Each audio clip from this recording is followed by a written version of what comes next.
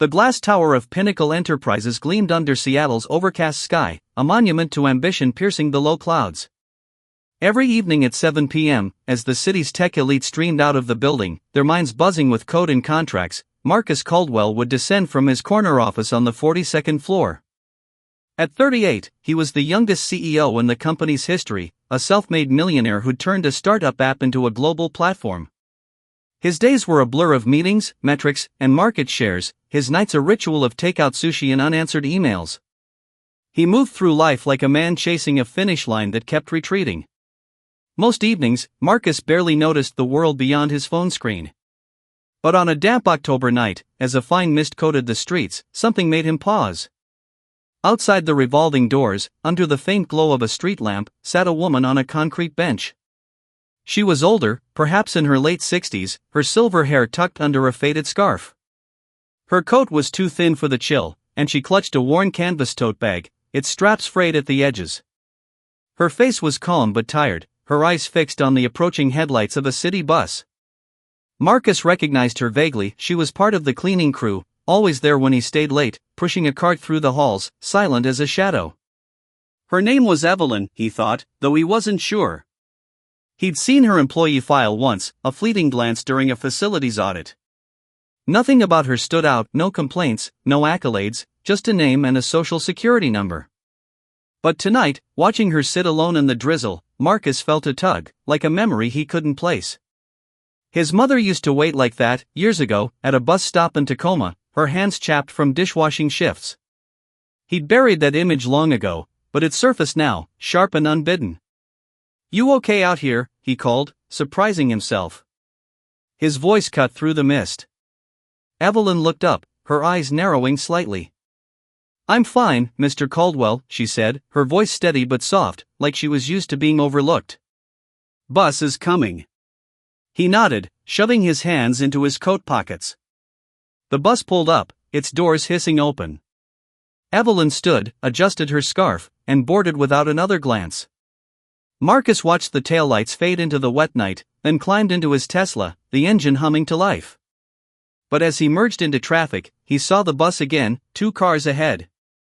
Without thinking, he followed. He told himself it was nothing, just a whim, a fleeting curiosity. The bus wound through downtown, past neon-lit cafes and shuttered storefronts, into a part of Seattle Marcus rarely saw. The streets grew narrower, the buildings older, their brick facades chipped and weary. At a stop near a derelict strip mall, Evelyn disembarked. Marcus parked a block away, his heart thudding with a mix of guilt and intrigue. He wasn't sure why he was doing this, but he couldn't turn back. Evelyn walked with purpose, her steps steady despite the uneven pavement. She turned down an alley, then entered a low, cinder-block building with a flickering sign, Harbor Light Mission. Marcus hesitated, then followed, keeping his distance. Through a streaked window, he saw her inside, tying an apron around her waist. The room was crowded: families, teenagers, elderly men, all gathered around folding tables. Evelyn wasn't cleaning. She was serving, ladling stew into bowls, passing out bread, her face lit with a warmth Marcus had never seen in the office. He stood frozen, rain dampening his hair. This wasn't just a soup kitchen, it was a lifeline. Evelyn moved among the people, offering smiles, touching shoulders, listening. A young girl tugged at her apron, and Evelyn knelt, whispering something that made the girl laugh. Marcus felt like an intruder, peering into a world he didn't belong to. He'd built an empire on algorithms, but this was something else. Purpose, raw and unfiltered. He slipped back to his car, the image of Evelyn's quiet strength burning in his mind. That night, he didn't sleep. He sat in his penthouse, staring at the city skyline, wondering how many other lives he'd overlooked in his race to the top. Of the next morning, Marcus arrived at Pinnacle Enterprises before dawn. The office was still, the only sound the hum of the HVAC system. He paced the lobby, clutching a paper bag with 2 blueberry muffins and a thermos of coffee. He felt foolish, rehearsing what he'd say to Evelyn. "I saw you last night" sounded wrong, invasive. But he needed to know more, not just about her, but about the part of himself her actions had stirred. Evelyn arrived at 5:45 a.m., her scarf damp from the morning fog. She stopped short when she saw him. Mr. Caldwell? Everything all right? He held out the bag. Brought breakfast. Can we talk? She eyed the bag, then him, her expression unreadable. I eat after my shift, she said, but she sat with him on a bench near the elevator. Marcus handed her a muffin, which she accepted with a small nod. I saw you last night, he blurted, then winced. Not on purpose. I saw you at the bus stop, and I followed you. To the mission. Evelyn's fingers paused on the muffin wrapper. You followed me? Her tone wasn't angry, just cautious. I didn't mean to pry, he said quickly. When I saw you there, helping those people, it hit me. I've been in this building for years, and I never really saw you. Not like that. She studied him, her eyes sharp but kind. What did you see, then? You were alive, he said, fumbling for words. You were giving everything to those people. I've got all this, he gestured vaguely at the gleaming lobby, and I don't know if any of it matters like that does. Evelyn sipped her coffee, considering. I've been at the mission for 12 years, she said finally. Started after my daughter passed. Cancer, too young. I couldn't just sit with the grief, so I found a place to be useful. It's not about being a saint. It's about showing up. Marcus leaned forward. You do that after working here all day? How? She shrugged. You find a way. The mission's short on hands, so I bring what I've got. Time, mostly. A few bucks for supplies when I can. He stared at her. You don't tell anyone here about it. Why would I? She said, almost amused. My job's to clean. This is just me. Marcus felt a pang of shame. He'd spent years chasing metrics, user retention, revenue growth, while Evelyn was building something intangible, something real. Can I come by the mission sometime? He asked. Just to see it properly? Evelyn's gaze softened, but her voice was firm. Only if you're there to help, not to gawk. I want to help, he said, surprising himself with how much he meant it.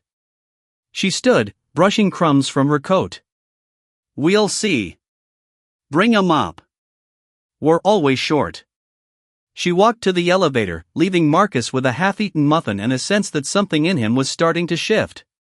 That evening, he showed up at Harbor Light Mission in jeans and a flannel shirt, a far cry from his usual tailored suits. He carried a pack of cleaning supplies, unsure what to expect. A young man at the door sized him up. You here for Evelyn? Yeah, Marcus said. She told me to come. Inside, the mission was alive with quiet chaos, children coloring on scrap paper, volunteers stacking plates, the smell of chili and bleach in the air. Evelyn handed him a sponge and pointed to a stack of dirty trays. Start there, she said. Don't stop till they shine. Marcus scrubbed, his hands unaccustomed to the work. He watched Evelyn move through the room, her presence steadying everyone she touched. By the end of the night, his arms ached, but his chest felt lighter.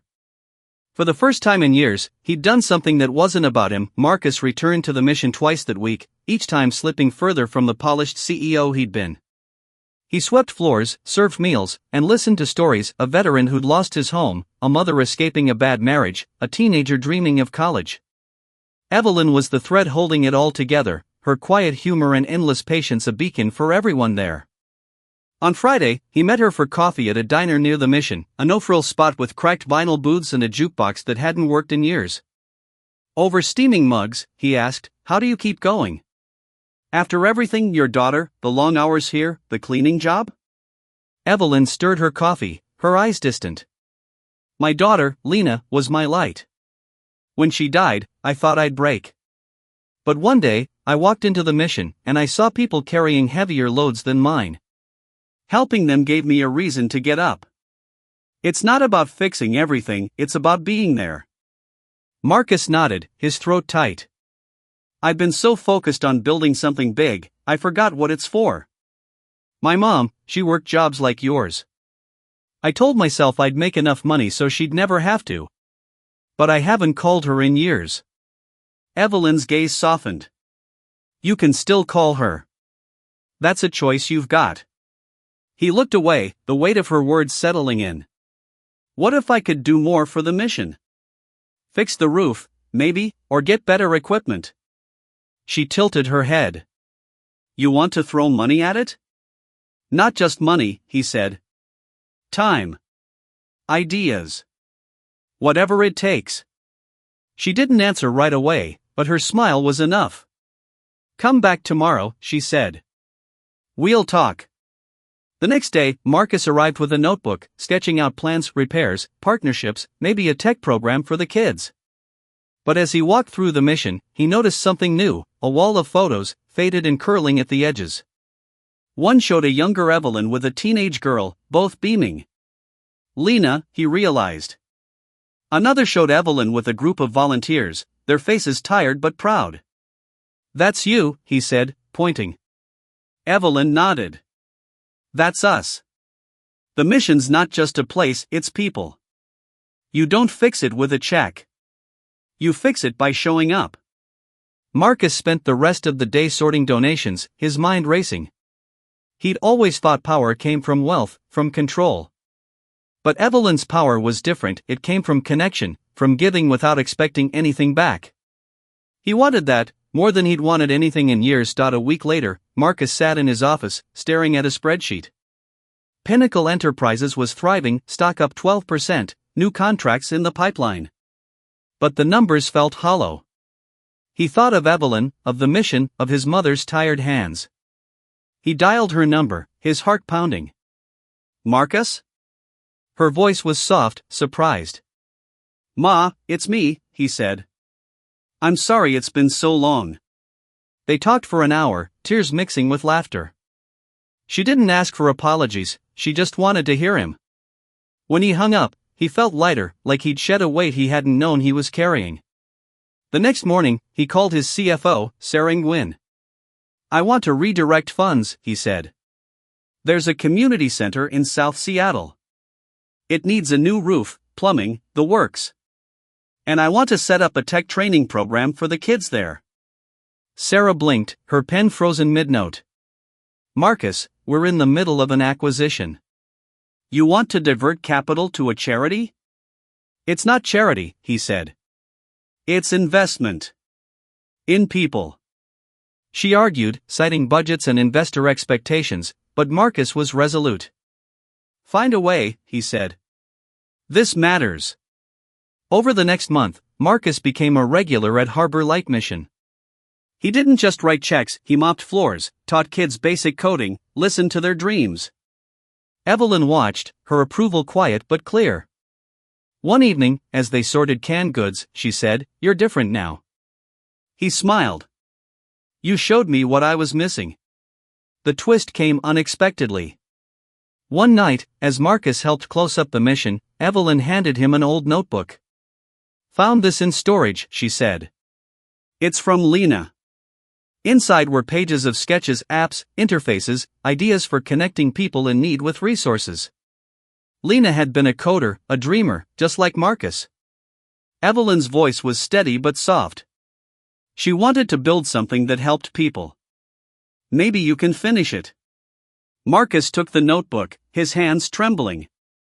This wasn't just about fixing a building or volunteering, it was about carrying forward a legacy. Lena's ideas, Evelyn's heart, his own skills, they could create something bigger than Pinnacle Enterprises. An app to connect shelters, donors, and volunteers, scalable and free.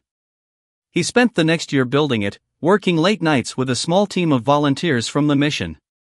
When Lena's Light launched, it transformed how Seattle's shelters operated, streamlining aid and amplifying voices like Evelyn's.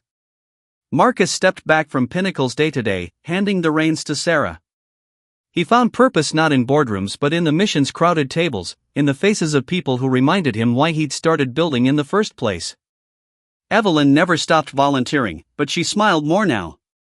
And Marcus, once a man chasing wealth, discovered that true power came from giving it away.